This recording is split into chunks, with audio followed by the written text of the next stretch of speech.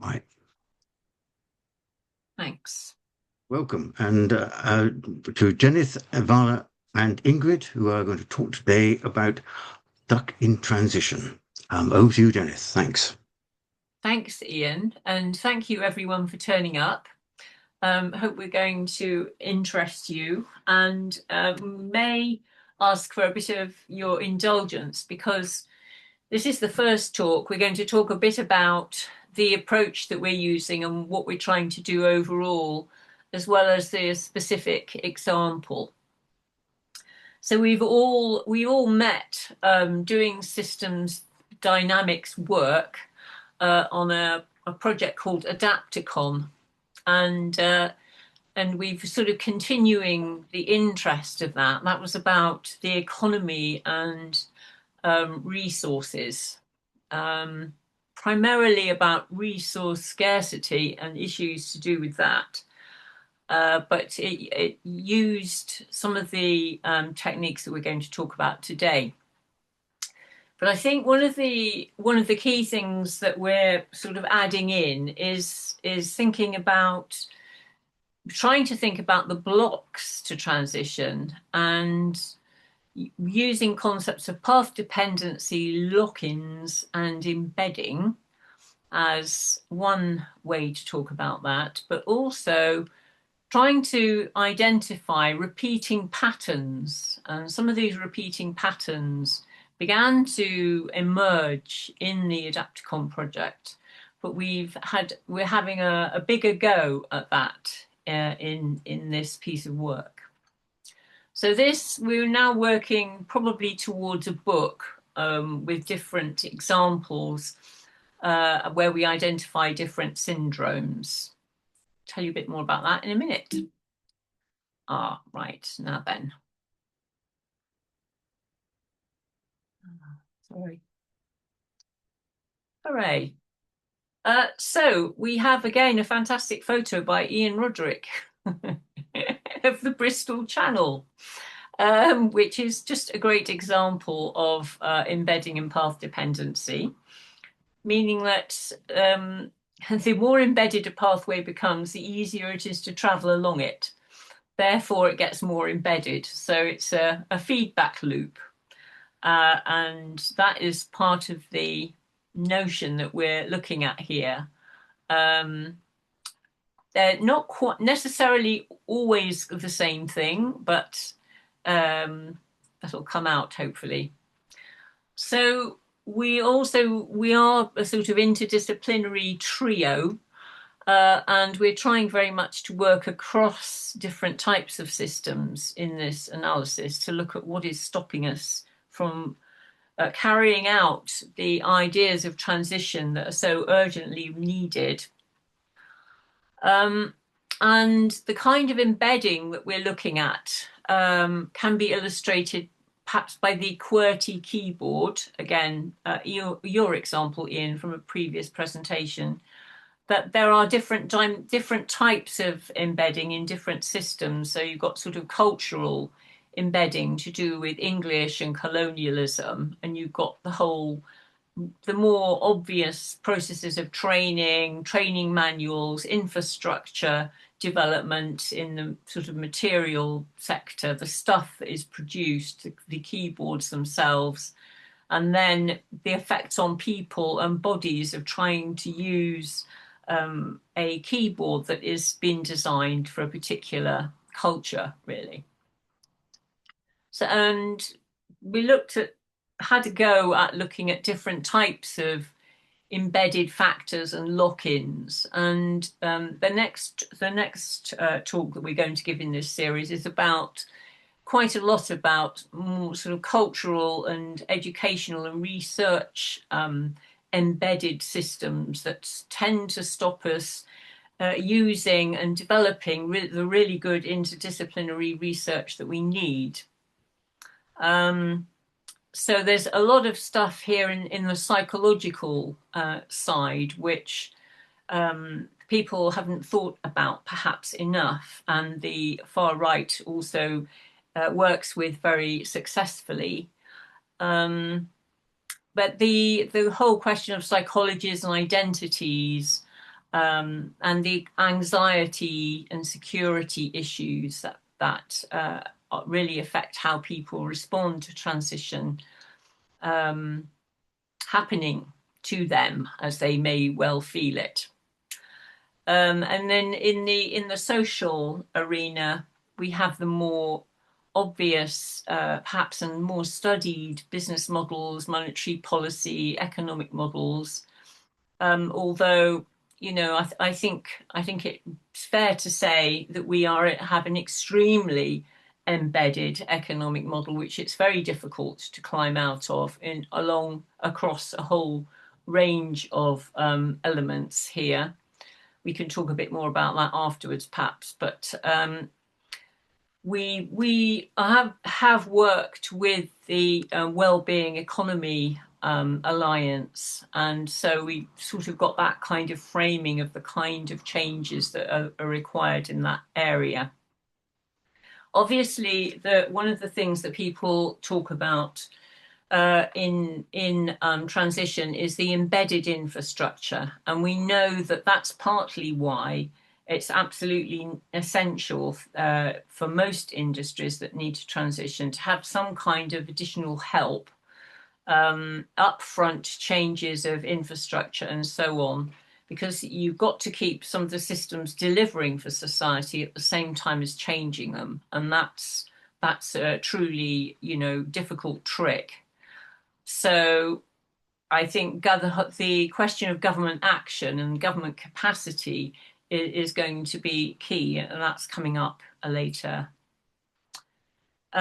With regard to Earth's biomes and the embedded cycles that enable life, it's absolutely essential that these should be embedded, as they are the basis for most of what the rest of life and all these other more emergent layers of reality, if you like. But of course, it's these that we are really stressing and currently are in severe danger. So why did we start to talk about archetypal syndromes? Well, we looked at some of Sengi's archetypes, and this is just our sort of understanding on the right here of what he wanted, putting Sengi's fixes that fail archetype, archetypal patterns into a kind of sustainability frame. Jenneth, yes. Are you sharing your screen? I don't see your screen. You don't? No. Oh. I saw it earlier, but then it disappeared. Now I just see everybody's faces. Ah, can anybody else see it? I can see Yes? it. I'm Yeah. okay. Yeah. Okay. Yeah, I can see All it. right. Yes. All right. I have no idea why, but Oh, okay. Good. That's a relief. I know what these diagrams are, so Yes. I just didn't want everybody else to miss them. Thank you. No, that's all right. Yeah, so basically we thought, well, what Sengi's really saying is that you produce ineffective plans for change, because basically you don't have an adequate understanding. And the answer to that, or the deeper reason, is that there's a failure of a deeper system diagnosis. And like most good consultants, what Sengi was really saying was, you hire me and I'll give you a deeper system diagnosis and help you create fixes that actually work. So this is one of the things what we're trying to do here is to look at what are the deeper systems reasons that transition is so difficult. And of course, there are multiple ones. And I'm not saying we are achieving a holistic overview. What we're trying to do is look at different categories of them in our different talks and papers. I should add that a deeper system diagnosis doesn't mean necessarily, of course, that it's always going to be possible to to do what you'd like to do effectively, but we say it's a necessary, if not sufficient, factor. So you need to give it a real go to have a chance of success. Oops, got a little bit, there we are. So we just wanted to tell you how we discovered that the syndromes approach has been used as well. So we're taking the archetypal sort of idea from Sengi, but we are adding in the kind of syndromes approach, which has also been used by various sustainability organizations.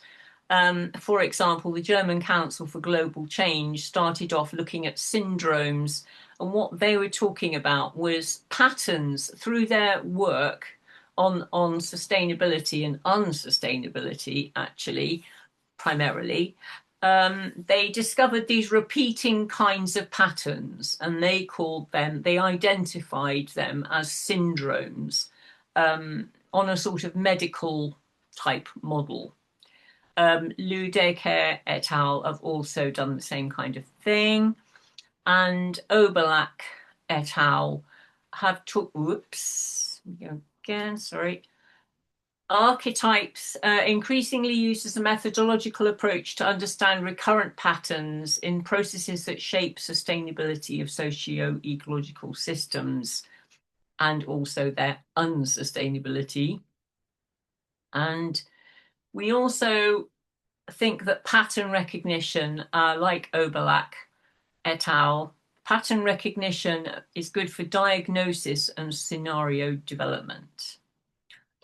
So it's a way of identifying common patterns and helping perhaps make quicker diagnoses or assembling some diagnostic tools that might be useful in different situations. So just to say, why do we have transition measures in the first place? And how do they work? How are they supposed to work? And this is a kind of representation, a CLD, causal loop diagram, representation of how we expect transition measures to work.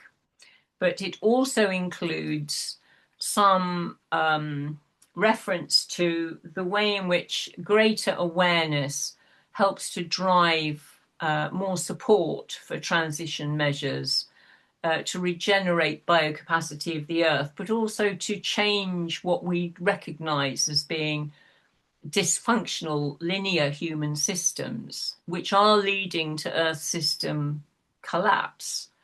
And we do part of the way they are supposed to work is that they are supposed to reduce this over time. They are supposed to reduce some of our impacts on the system over time. And these lines show the time delays that are inherent in this process. We do also see that some of the awful consequences of these changes are already also driving greater awareness of the unsustainability of human systems. So it's very rational to put transition measures in place.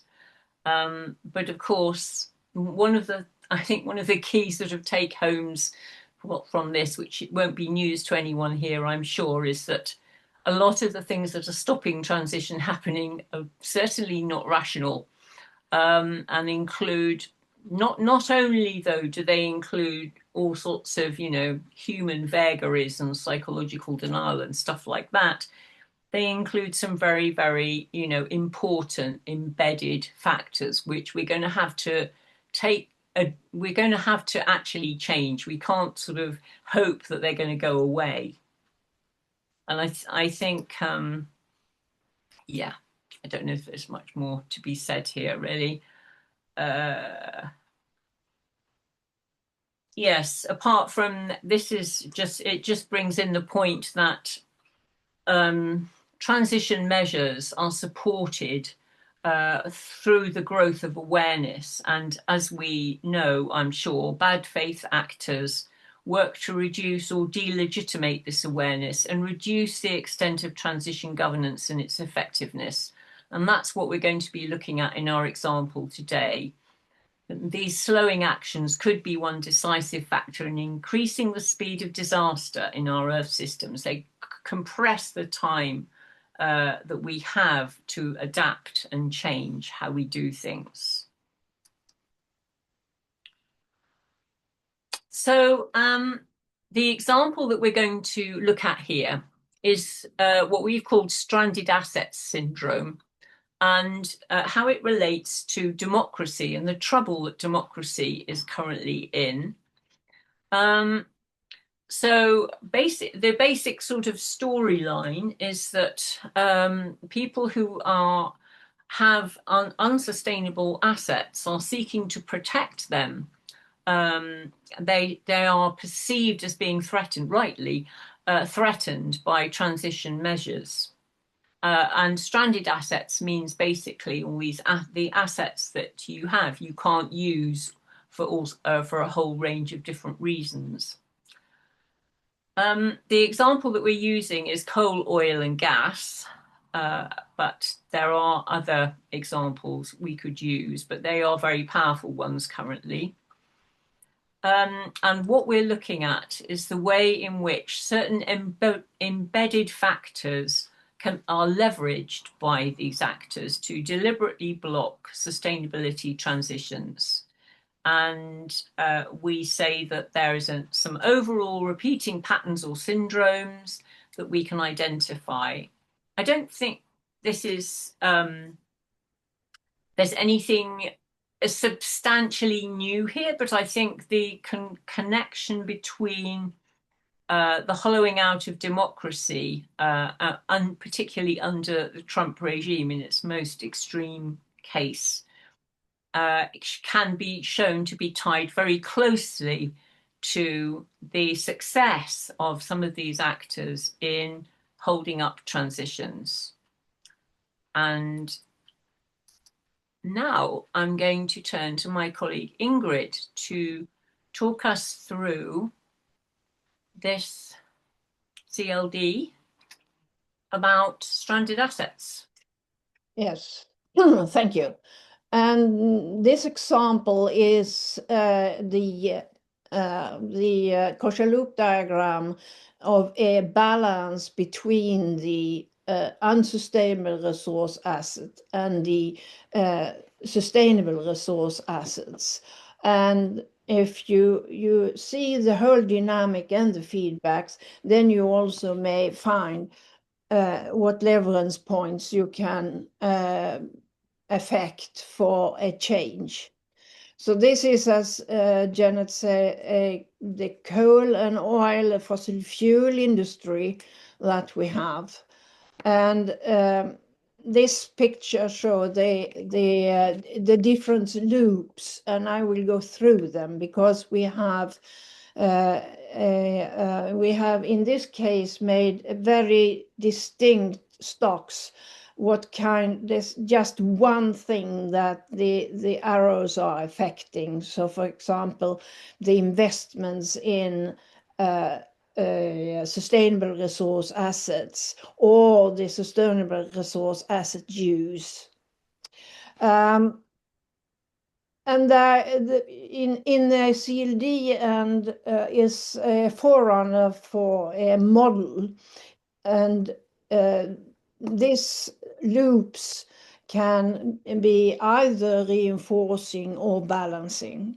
So you see in the picture that we have 3 reinforcing loops and we have 2 balancing loops, and I will go through them because the most important in this case is R3 and B2 and B1 and B2. So if we start with the R3 loop, there are problems related to unsustainable resource assets at the bottom of the figure. And these problems affect the policy developed for reduced related problems. So more related problems a more intensive policy for development to reduce them. You can take climate change, for example. And then the policy development will increase targets to reduce the unsustainable resource assets use. And then the more targets you have, the more support for use of sustainable resource assets. And the more support, the more use of sustainable resource assets. And of course, then we go to the right and say that more sustainable resource asset use will give less unsustainable resource asset, less coal and oil, for example. And less use of unsustainable resource assets will give a less profit for those companies. You can see that the marks between SR use and URA use is a negative. So there's more of sustainable resource use will give less of unsustainable. And the next arrow shows that less unsustainable resource use will give less profit because there's a plus there. So then we continue in this loop, say that less profit will give more needs to divest unsustainable resource assets. Many companies wanted to change to other things so they can keep up the profit. And then we have a diversion here, because if we have the resource loop go to more needs to divest, more lobbying, less policy development for reduced unsustainable resource assets. So this is what you can call, you can't call it, but this is a negative loop that increase the use of unsustainable resource assets. And there is one is a balancing loop, is a small one in the middle that is goes from the policy development for reduced URA-related problems to more targets to reduce, to more fear of loss for the unsustainable resource assets. And that gives more lobbying, that gives less policy development for reduced URA-related problems. So this is a balancing loop, but still in the interest of the fossil fuels industry, for example. And then we have the balancing loop that we can see that we can do anything about, and that's go from the bottom, the URA-related problems, to policy development, more targets to reduce, and that's more fear.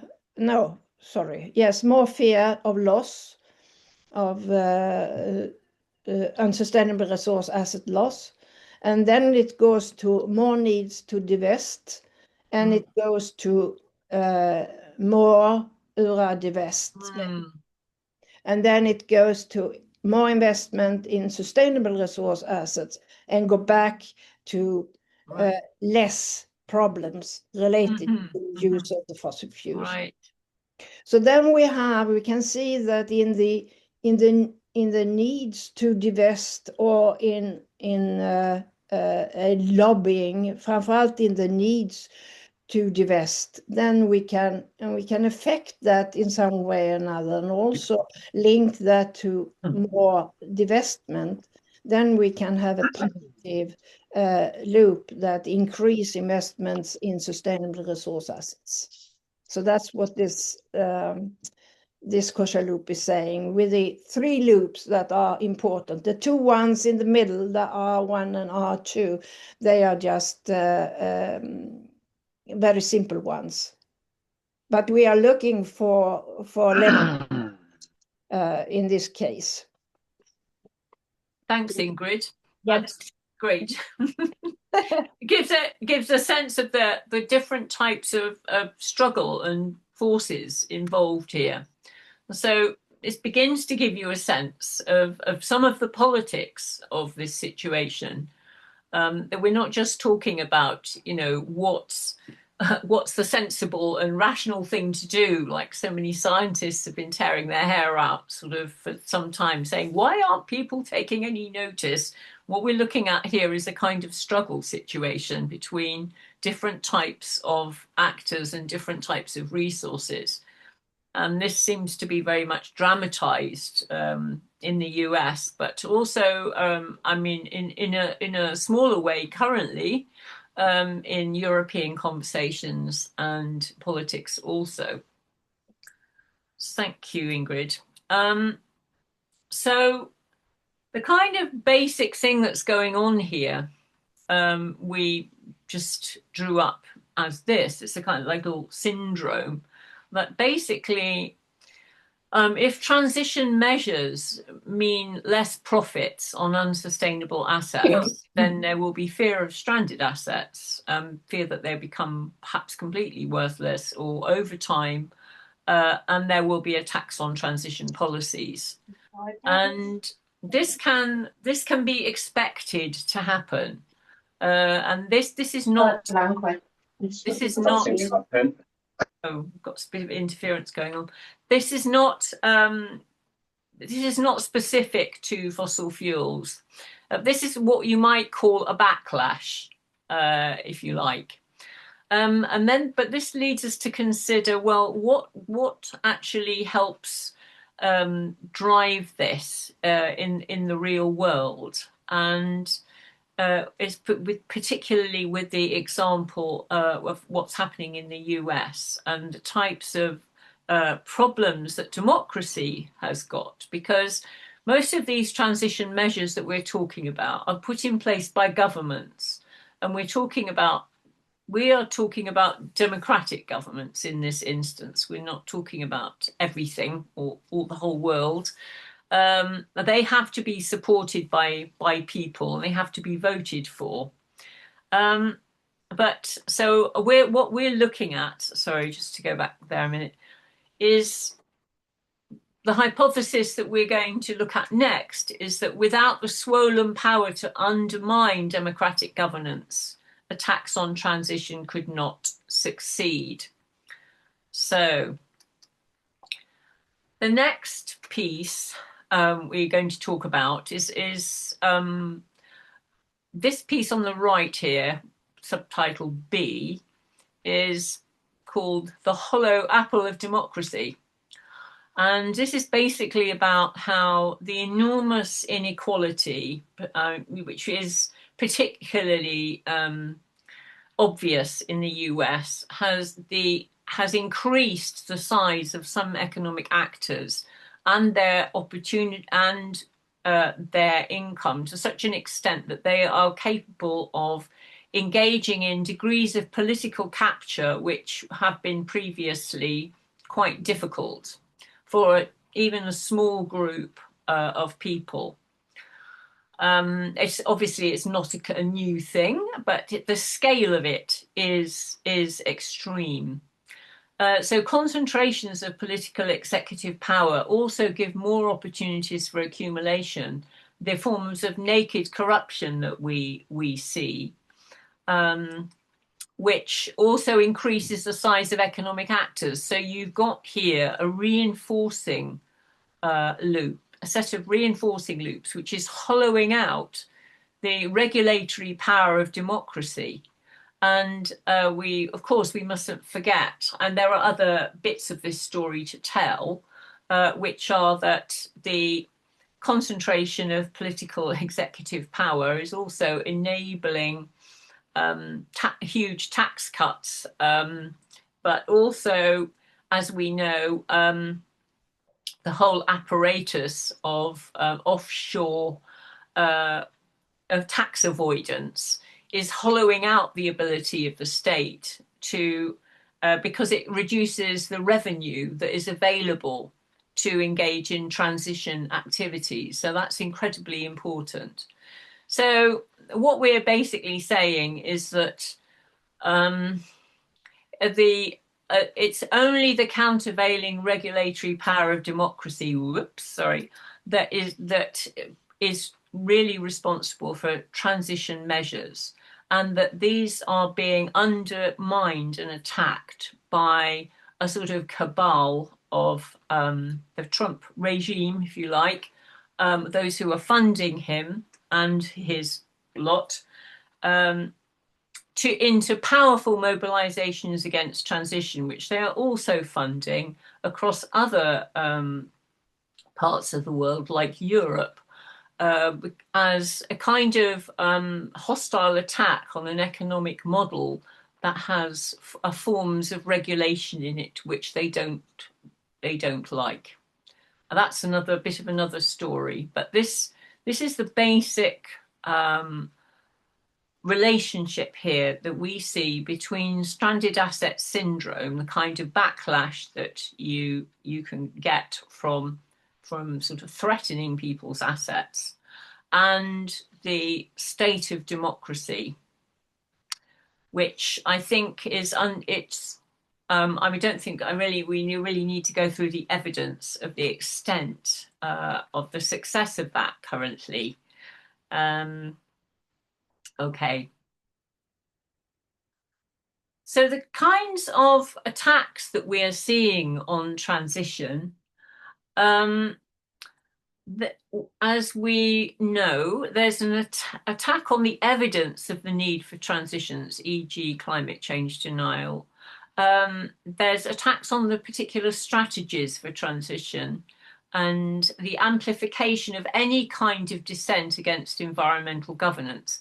And we're not actually saying that all environmental governance is great and it has been done well. In fact, we're concerned that it hasn't, or it needs to be done a lot better. And one of our paper 3 is in our talk 3 is particularly about that. It's about unjust transition and processes, particularly with regard to smaller actors, and how that creates a gift, really, for those who want to undermine environmental governance altogether. And then we have demonizing of particular policy groups and governance elites and scientists, and even the dismantling of some knowledge centers that we're seeing. We are having, and we can see this in the UK, arguments that transitions undermine growth and increase poverty. And as I mentioned, the general pressure, the anti-regulatory pressure, together with all sorts of machinery for tax dodging, it reduces the money available for transition by lowering taxes and creating less revenue and capacity for governments to carry out transition.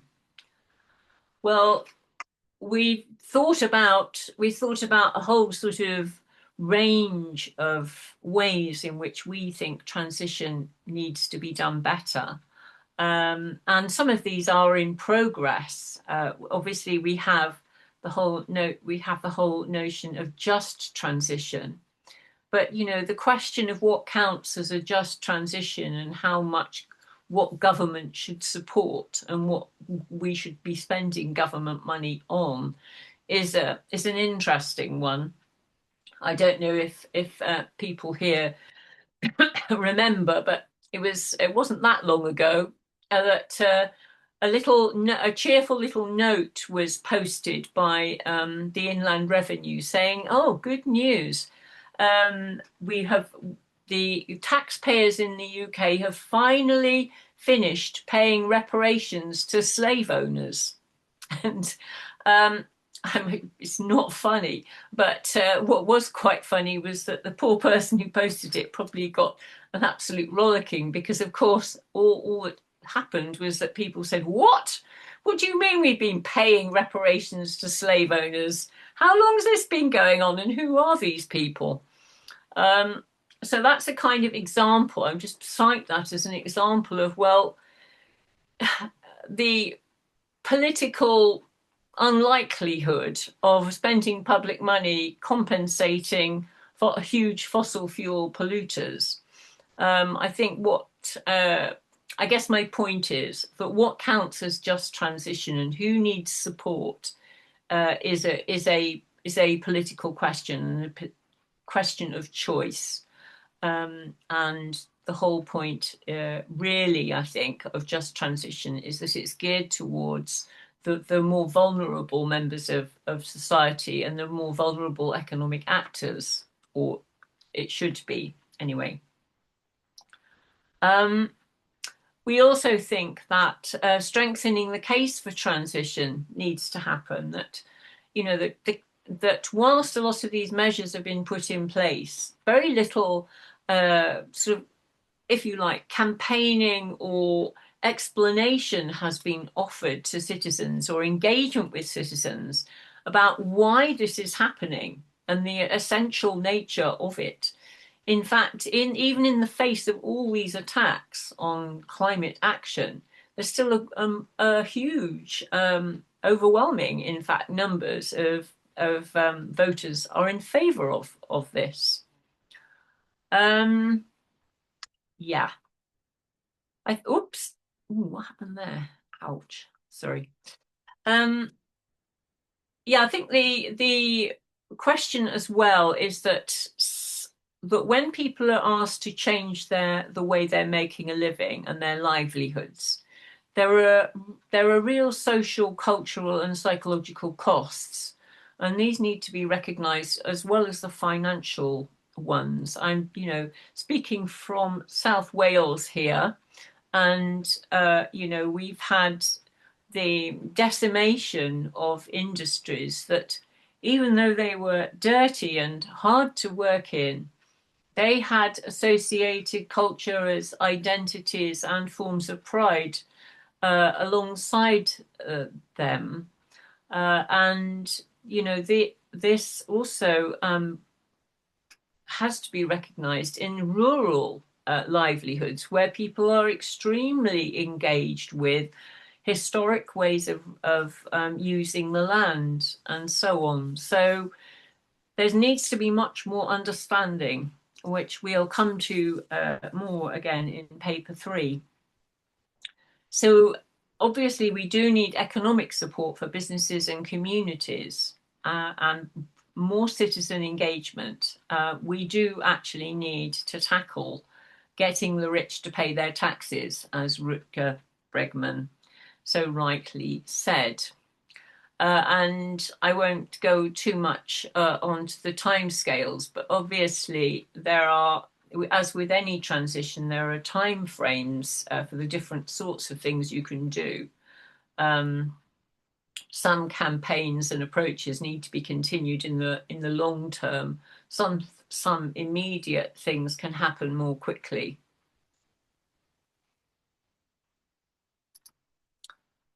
Okay. So what we're trying to do with this project is to open up thinking around the whole set of questions about the blocking of transitions that are fatally slowing progress. And you might think, well, actually, when we started this, stuck in transition seemed like quite a good name for it, especially as it spells sit. But we just, in a way, we've been overtaken by the fact we're not just talking about being stuck, we're talking about a kind of whirlwind attempt, or a huge backlash attempt to undermine and roll back transition in a way that also seems to involve really the hollowing out of democracy, or, as some people are saying in the US, a post-democratic scenario that somebody has called a corporate totalitarian endgame. So we think both are kind of operating at the same time in a way. We're still perhaps stuck in transition in the European sphere, but we are also being threatened by some of these same forces.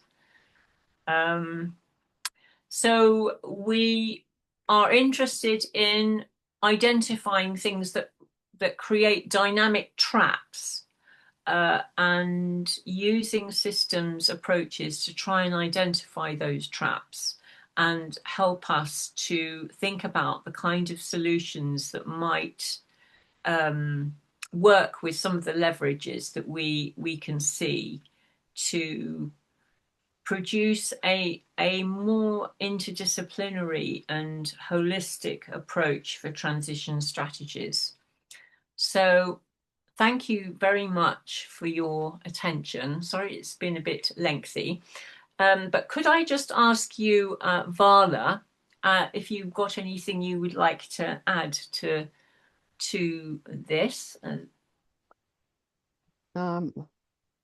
Jenneth and Ingrid, I think you have said most of the things we wanted to say. I just want to add that I have just come from a visit to the US, where my son lives, and he's married to an American, and there is a lot of stuff going on there to counteract the hugely conservative forces that want to take human rights back, I don't know how many decades.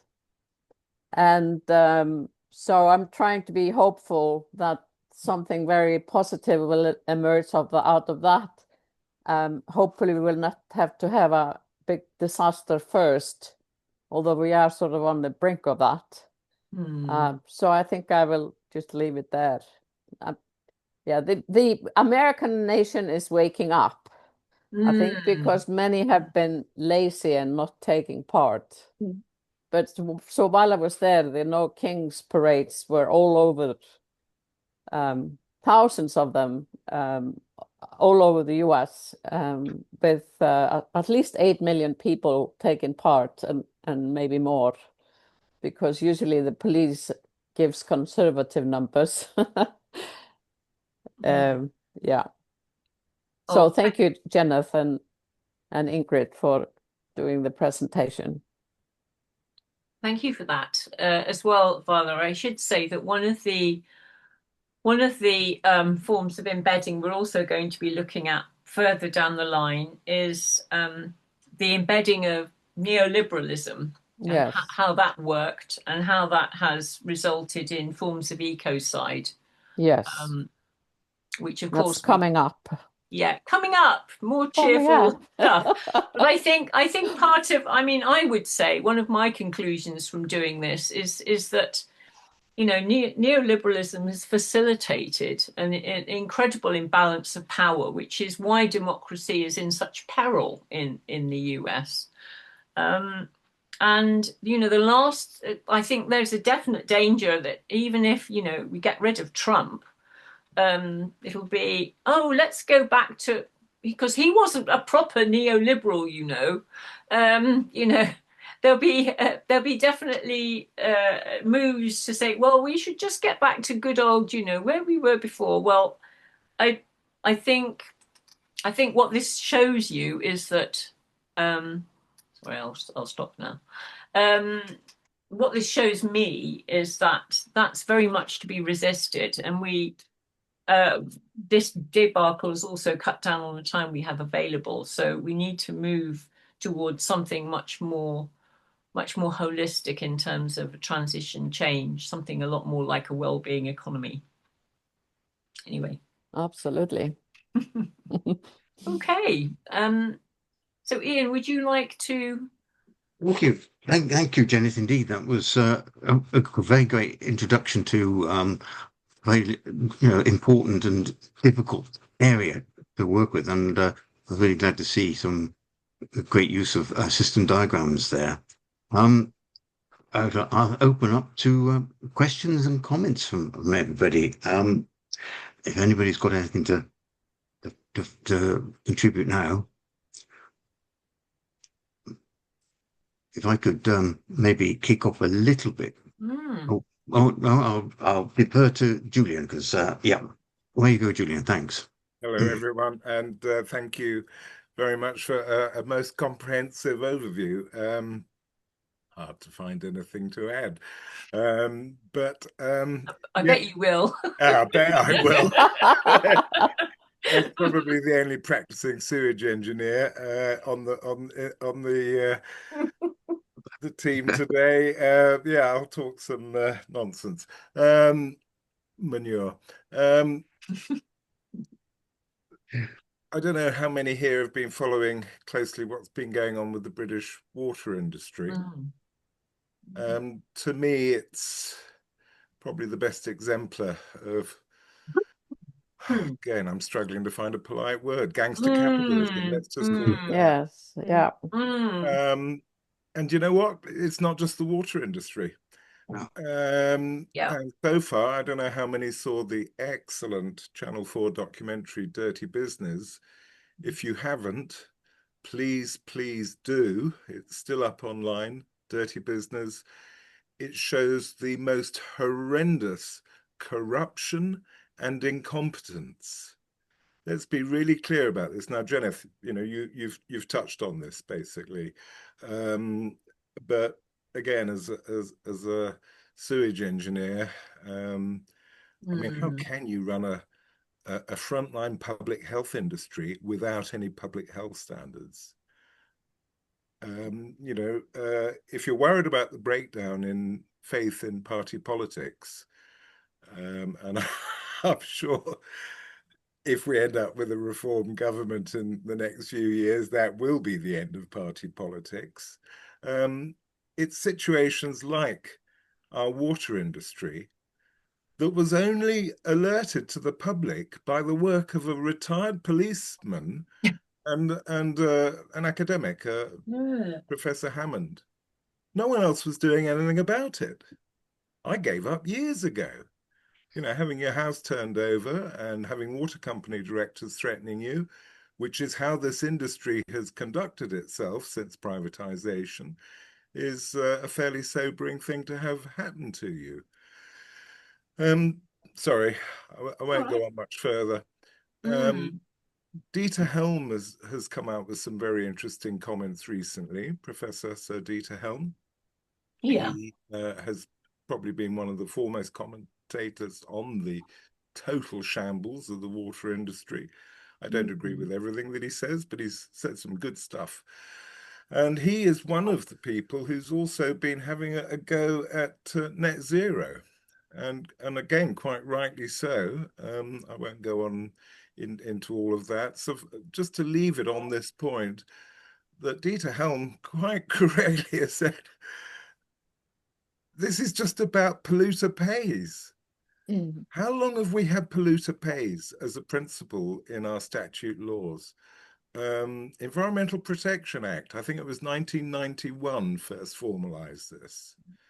So if you want to know, in my view, why party politics is breaking down, it's because countless laws, particularly public health laws, which would have locked up an awful lot of people running and regulating our water industry, interestingly, particularly in local authorities, because they are criminally culpable as well. I would suggest it's this failure to implement the law. And just to close on a really positive note, I'm a general environmental engineer. I don't just do wastewater, I do renewables and drinking water supply. If and when we apply all these laws, party politics will become redundant. Interesting. Thank you, Julian. Thank you. Right, thanks. Do you want to add anything, Ingrid or Vala? Well, I've been watching from afar since I moved back to Iceland in 2008. The environmental regulations being loosened up and industry being able to dump their shit into the water courses and more. And and it's tragic. The same thing is happening in the US. I lived in the US before I was in the UK, and there the Environmental Protection Agency was really strong and cleaning up, and I was very happy about it. Then I came to the UK, and environmental regulations came in just after I arrived in the late 1980s, and then it's all breaking apart again. Mm. So we have this. This is something we need to work on correcting. So there's lots of things to do. We shouldn't be here. Mm. No. We shouldn't be here.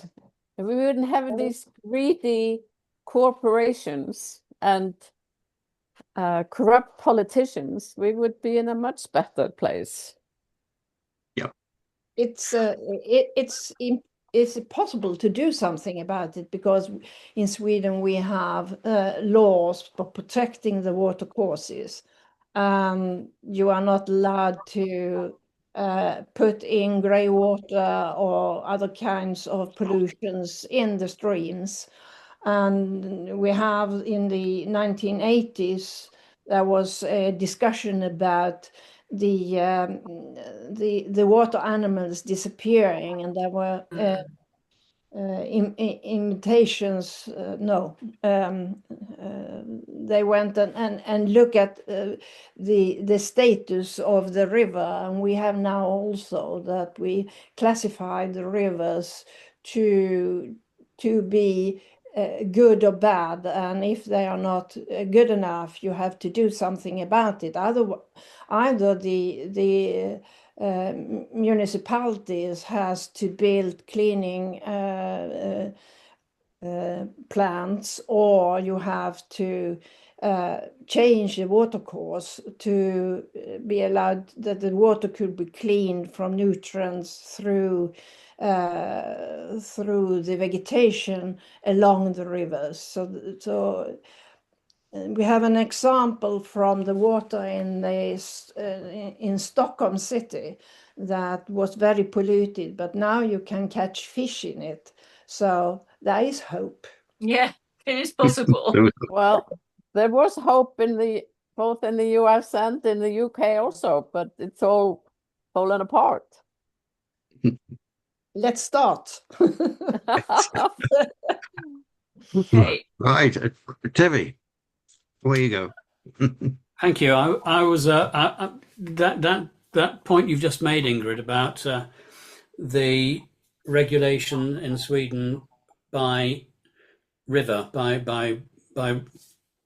river valley, if you like, by an integrated ecosystem, brought to mind a question that kept running through my mind as I was listening to your presentation, Jenneth. And the question that was going through my mind was, I wondered what your basic unit of analysis was, because you were mixing all kinds of different structures as you talked about them.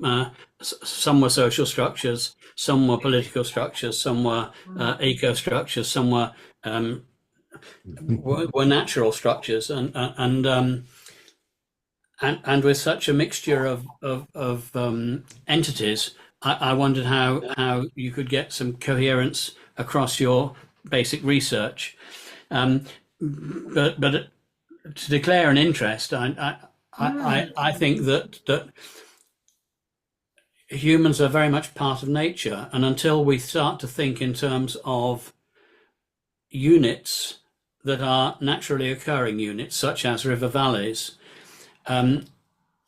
we are not going to integrate our social arrangements with what you might call the natural arrangements that the earth is working to, and that we're intruding upon with our particular way of looking things as a species. And so to me, the integrity of the unit of analysis of a system is quite important to unlocking real patterns about the real world as opposed to patterns about our thoughts about the real. I should also declare a second interest. I'm very much a soft systems person. I think the systems exist in the mind, not in the terrain. What happens in the terrain is a whole interlocking set of relational interactions that we choose to classify as a system, because it then enables us to make sense of this extremely boundless chaos that's going on all around us. Well, just one point about that is that we are going to sort of end up with a kind of philosophical and methodological reflection on the whole thing. But yes, we are consciously trying to do interdisciplinary research. I think what part of what you're talking about, I would, really agree with from a sort of ontological point of view, which is that reality is local, let's put it that way. I mean, in the sense that the specificity, and I think this is one of the things that will come up more in paper 3 as well. The specificity of real life in real geographical locations, in real ecosystems, is something which is modernistic and especially linear production systems and thinking linked to them can't really cope with. And I don't think we've worked out how to do it. But I think, there are loads of interesting examples, and like the water catchment approach, for example, with regard to water, is, there are all sorts of interesting attempts to do more of this. But the kind of governance that we've got at the moment is not at all geared to that type of thinking. And in paper 3, we'll talk more about how, in our view, the EU Green Deal has been constructed around industrial linear processes, and the whole approach is just not transferable in the way that they've been trying to specific rural locations and land-based sectors. That's to give a little sneak preview of that. But yeah, we are trying to do a form of interdisciplinarity without getting in a mess. But we will have to see how we get on. Well, but the thing is that all these systems are interconnected: the social system, the Indeed. ecological system, the economic system, That's So that's precisely why we why I'm need to asking. look at them all together. But I wasn't querying you're looking at them all together. Yeah. I was looking No. at the unit of analysis. I was Okay. looking at I was looking at the context within which you are bounding your research. Yeah. Otherwise, it becomes you're looking at everything in every way through every lens all at You're once. looking for the boundary conditions, right? Okay. I have a small comment, just short one. You are talking about water catchment. That's what water people have started to look into, because it's include all the perspectives that you said, Terry. But we're also looking at a landscape perspective concerning forestry and agriculture, for example, and also small communities. So. And there you also have the social, the ecological, and the economical part that you have to balance, and that's a way to go. And we have taken the first steps. Okay, there's another question. Dejani, thank you. Yeah. Thank you. Really interesting paper. I have a thought, and it's going back perhaps to that question of unit of analysis. And I wondered if you've thought about like psychological systems, because if you go from social to the individual, what is it about values and what makes people change their belief structures? And you can talk about neoliberalism, but actually that's like a set of viewing the world through a particular lens with vested interests. Do we know what makes people shift? Because often we grow up in families or part of a community and we hold these beliefs. What leads to changes in massive belief change, which would then allow a lot of these other things to unlock. And then the question of the back of that is to what extent then some of these ideas of, messaging and things like that, if we're not working at that unit, maybe we're not going deep enough, and it will just be superficial, and we've got this level of activity, but it's not penetrating because it's not landing in the way through which people actually change their minds on something that they've held like a really firm belief. So I'll stop there. Thank you. Thanks. I do think those are really, really important questions, but and I do tend to sort of shove the psychological in with the cultural in my little, framework approach, which I don't think is entirely satisfactory, but they do cross over a lot because, of course, the metaphor and imagery that by which we kind of through which our minds and subconscious tend to work is powerful stuff. But I think with regard to the specific example of climate change, it's really changing people's minds. At least in the UK, the vast majority of people actually want climate action. But there are certain forces that don't want it to be effective and don't want it to happen. And I think, I suppose that's what we were focused on in this instance. I think if we can show that, in fact, let me put it another way. I think the people who really, really are against change and losing their power and losing their identity and losing what they think, makes their lives worthwhile. I think they're very scared about the whole idea of transition and climate action, because it does mean a much more sort of active form of governance than they are prepared to accept. I think this is where I do think neoliberalism is a very serious set of precepts about who's got the right to do what, and the shrinking of the state and the shrinking of, and what that means is the shrinking of people's ability to vote for change that anyone can actually make anything happen with. I've got limited sympathy for Keir Starmer, but I was quite sympathetic when I heard he said something along the lines of, I pull the levers and nothing happens. Well, partly because the state's been hollowed out. Hasn't got the money. The agencies of the state have been progressively underfunded in the UK for goodness knows how long. Anyway, sorry, I'm kind of ranting off on an area that I don't think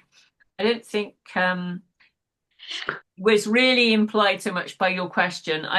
One of the things we are looking at in the next paper is the whole thing about sort of mindsets, disciplinary mindsets, and how we can get stuck in those as well. And I think it's very interesting to consider how people can move. And I mean, for me, I got to say it's mostly been through friendship that has happened. I don't know if you've got points that you'd like to make. What about from your experience?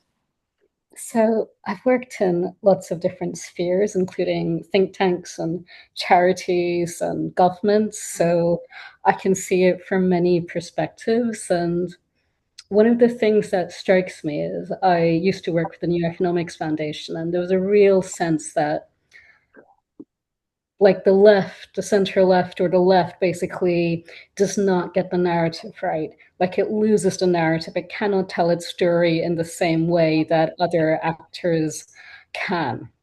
And there's no lack of like investment in things like at civil society level in terms of things like the New Economy Organizers Network and people, like doing campaigning and working with framing and narrative and values. And yet 10, 15 years on, things are still not changing. And the only times I see big change is when you've got a leader in a corporate, like a multinational, and they decide to do something sustainable, something greening. The moment they go, you U-turn, right? So there isn't like a stability of that. And in governments as well, like 4-year election terms, policy being determined by media, like what the polls are saying and things like that. It's not just a hollowing out of the state and funding. It is like what is determining policy actually, and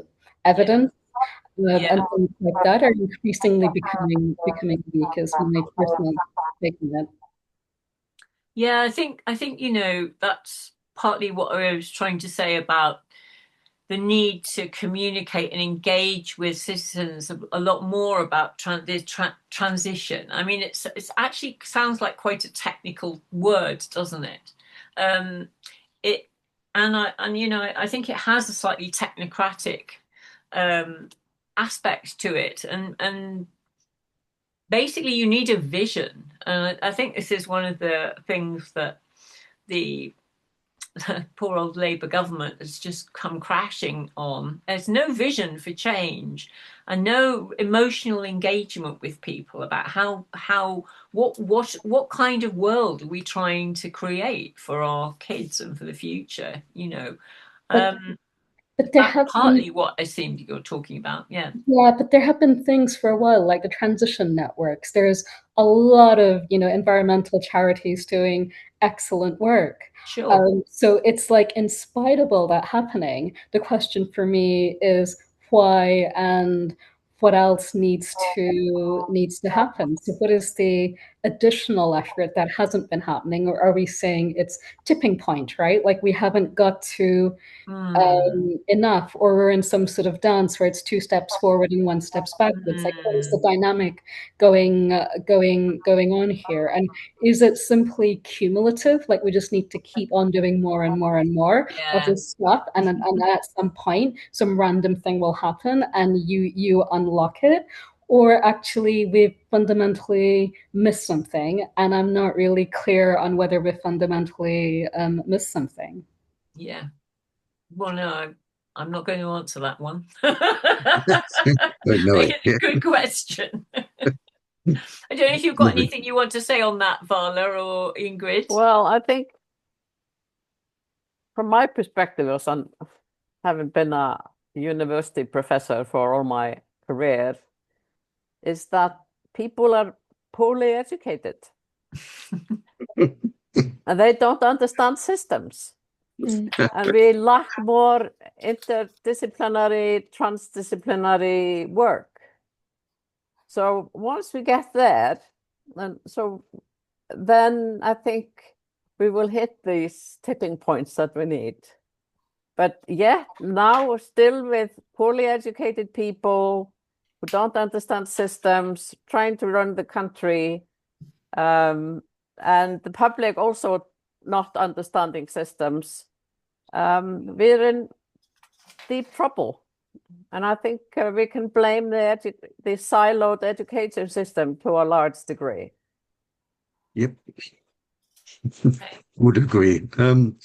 Terry, you're in there now. Yes, thank you.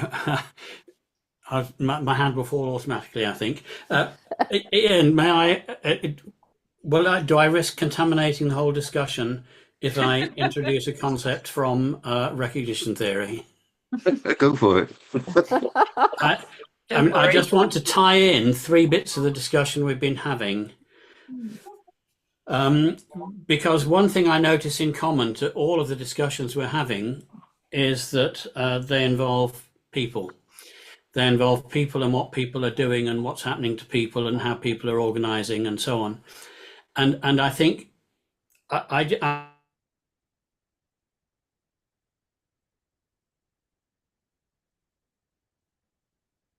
And so the point we were talking about psychology, I'm sorry, your name is covered up by a thing.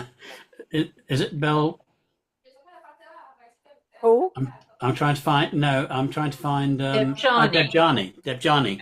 The point you were making about psychology, and how our minds change, I think is as important and is related to the point that Vala just made about a lack of education. When I hear that nowadays, I think Bildung, I think formation rather than education, because education in the yeah, West is too much a Bildung. case Yeah, of I agree. Yeah. teaching people facts. Yes. Yeah. And when I'm talking education, I really am Yeah. talking about forming the human being Yeah. in the broadest sense. Bildung is incredibly important. I And, agree. and I'd also like to try and get away from blame, because if you look at the Seshat history database, either from Peter Turchin's point of view, who's looking at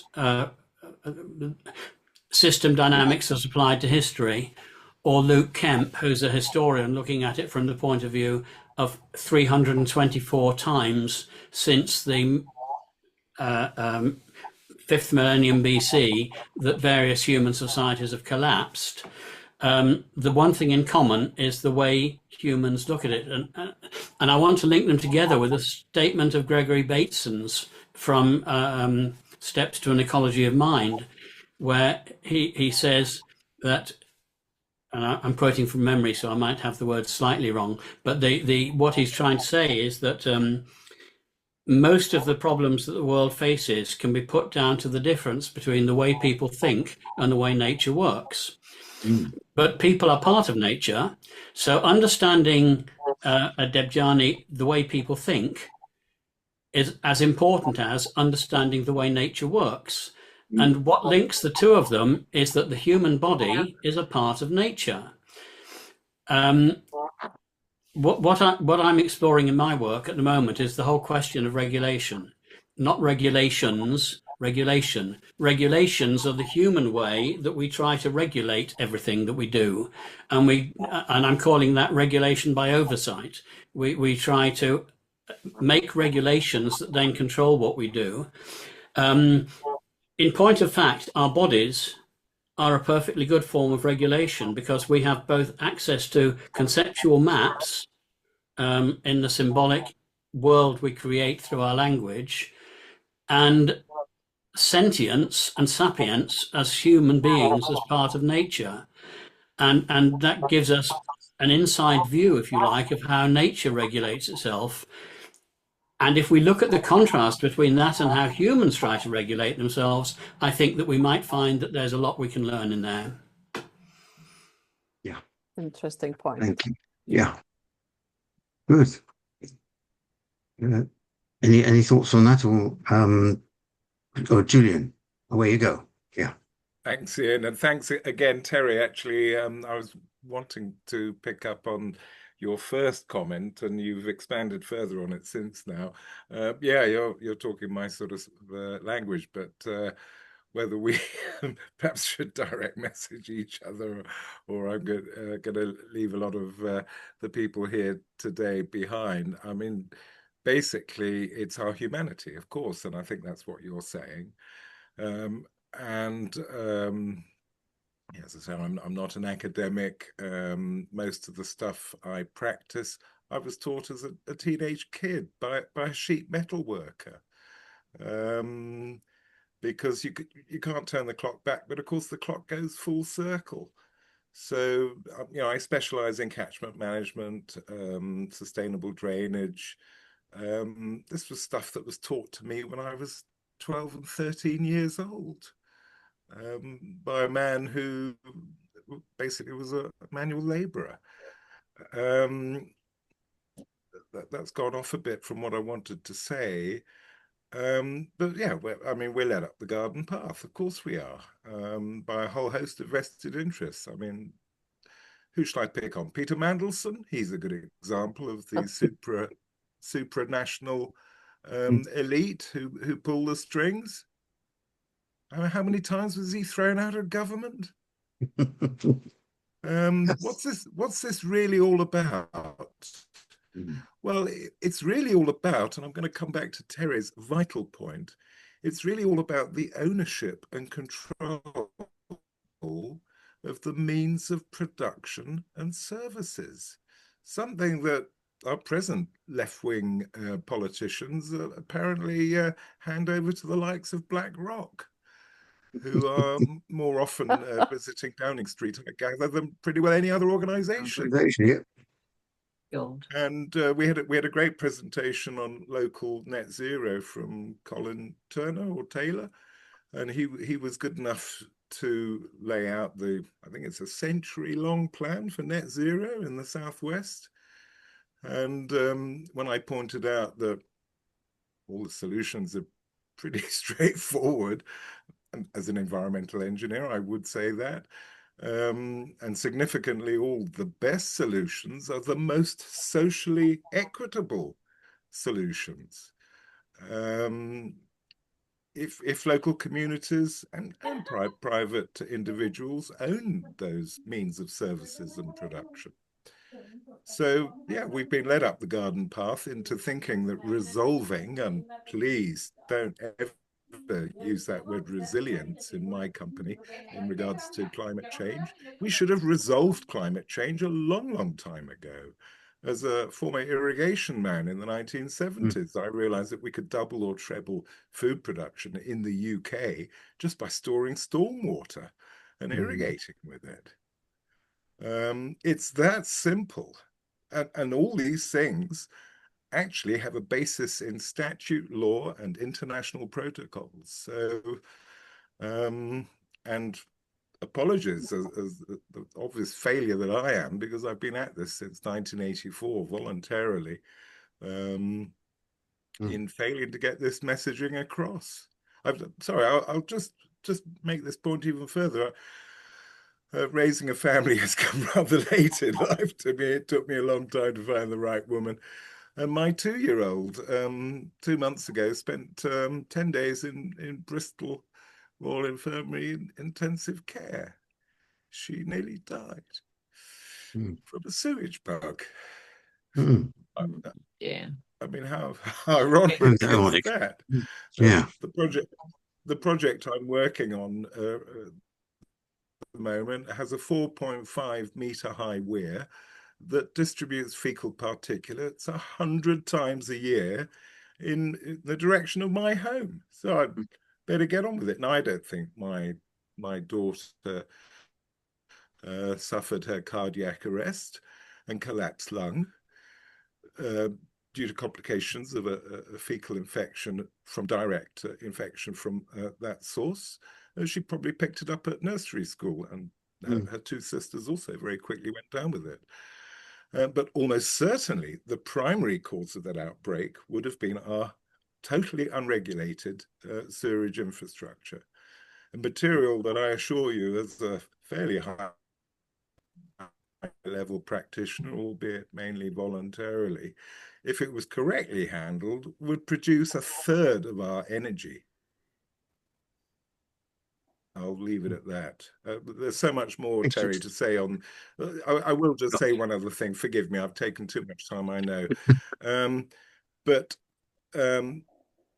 Jenneth touched a bit about economic issues in the Celtic fringes of the UK. One of my projects is Ineogwyn up in Bethesda, and it's a hydro turbine. And when they were putting it in, it's all, community supported. They estimated for every pound in and pound out in terms of dividends, they would get a 4.5 times circulation in the local economy. It's been running now for a decade, and they've done some more accurate estimation of the local economic benefits. They actually think they're getting 13 times churning, a multiplication in the local economy from the ownership of that means of production. Yeah. We can turn the situation around so quickly. We can create such abundance my rather eccentric way of doing this stuff for the love of it could become the norm in our society. Well, wealth is, in its present form, abhorrent. It should all be at a community level. And, you know, in natural systems, money isn't used. We should be able to create an economy where money isn't necessary. Anyway, there we are. Thank you, Julian. Lovely. Thanks. Jenneth, I was wondering whether you wanted to say anything about the next sessions. And I have a slight question that most of the questions I thought of in your presentations have been covered pretty well, except for one new word that we generated in that wonderful water project of our own was co-transitions. Yeah. And the whole idea whether you need to sort of differentiate different types of transitions and how they interact. So I just wonder whether, is that going to be covered in your future sessions? Well, that's a really great question, Ian. Thank you. I think what we're going to try and do is take different angles into the stuck-in transition sort of analysis. And then we're going to do a more summative piece, which looks at how they can sort of come together. The types of solutions can come together and inform each other. So that will be a kind of co-transition approach, I think, although we haven't done that bit yet, so it remains to be seen. But definitely, as Vala was saying, and everybody's been pointing out, really, all these different kinds of systems are interlinked, and therefore we do need to look at them together. Because if we try to transition one bit without thinking about the other bits, then we're going to get into a serious problem. But I guess as our discussion developed, what we were looking at the end of the day was not a kind of what kind of processes could help make this work. And I think in that, you know, what Terry was saying about regulation and, you know, biological and ecological regulation, I think there's been a sort of different interweaving of threads in the discussion about what, if you like, the goal kind of systems that we'd like to get to, and transition to me being like the process whereby we might try and make that more possible, those goals more possible. But we do need to regulate effectively, I think, the kinds of systems that some humans have produced so far. You know, that may not be our end goal, and it probably wouldn't be. The end goal would probably be something much more transformed and transformative and integrated, perhaps. But the route there may go through more traditional forms of regulation. So, you know, it's that thing about sometimes the route ahead to something might be slightly counterintuitive. You're not necessarily going to be able to dive straight into the types of approaches or ways that you want to get there. I did notice again as well that this is not in relation to your question, but in relation to something Terry said about getting away from blame. I think one of the things that, looking at the embeddedness and the incredibly coercive power of a lot of the social and economic systems that we have got, has made me think about, you know, the system's morality, if you like, how it changes our views about blame and so on. And I think it does encourage a lot of compassion to people who try to bring about change, but they're so sort of trapped and funneled into channels that their options for change are very limited. Nonetheless, it does also, so it makes you sort of more compassionate in that way, but looking at things from a systems point of view makes you sort of more annoyed that the lack of due diligence that people seem to exercise when they're intervening in systems, doing things which are manifestly and obviously, even if you did one like diagram on the back of an envelope, you could have worked out some of the worst things that were going to happen. You feel, there's a lack of diligence there, which is also blameworthy, it seems to me. And I do know that people, I'm not convinced totally that people don't understand systems. I think they kind of do. Obviously, there's a lot more that could be. I'm not saying that everybody wouldn't benefit, and I'm benefited myself from a big immersion in systems thinking, but yeah, anyway, burble. Yes. I think yes, it does make you more compassionate, but it can also make you more annoyed. Okay. But yeah, thanks for that point, Ian. That's a great point, and we'll have to think about that when we come to our more synthetic paper. The next discussion is going to be a pretty strong takedown of university research system, knowledge creation system, and how it's failing us in terms of sustainability, including discussion of university greenwashing. Right. But, okay. Yeah, I mean, it's not as unbalanced as that, but actually, I think it was a very good paper to do because we were able to bring together our different experiences across European countries and talk about how there are all sorts of structural features that prevent us from creating the kind of knowledge that we need and passing it on to others. Yeah. That sounds very pertinent, very, very, exactly on tune for us at the moment. So I'm looking forward to that one greatly. Okay, thank you. Yeah. Thanks very much. That was actually the first thing we did. It was. Yeah. Right. Up in Scotland. Right. Yeah. Yeah. Right. Well, thank you, everybody. Unless there are any final comments, I also, like to say a big thank you to Jenneth, Ingrid, and Vala, and look forward to seeing you all again for the next episodes, and building up to quite a huge body of thought and knowledge in this area. Where, I mean, when you talk about stuck in transition, I always talk about pernicious patterns.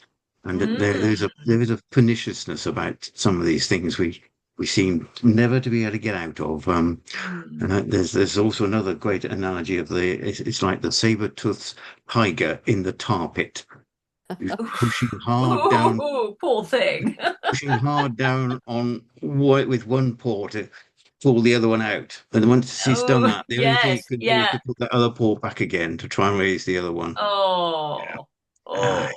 I don't like the thought of it. I don't know.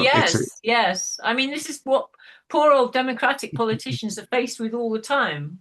Yes. All right.